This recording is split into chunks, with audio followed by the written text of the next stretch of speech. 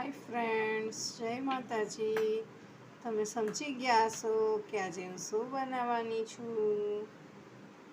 મકાઈ અને ડોડું પણ કહી શકીએ છીએ.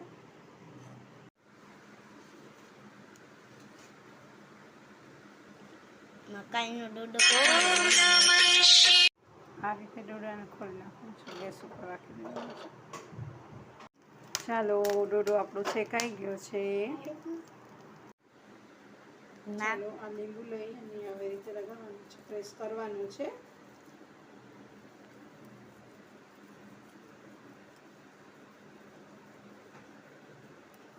થોડો ગરમ છે.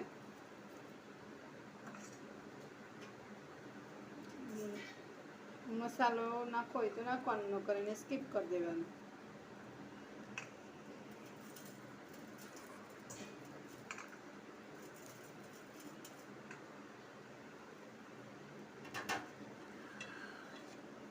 આપણો ડોડો ગરમા ગરમ રેડી થઈ ગયો છે. જય માતાજી.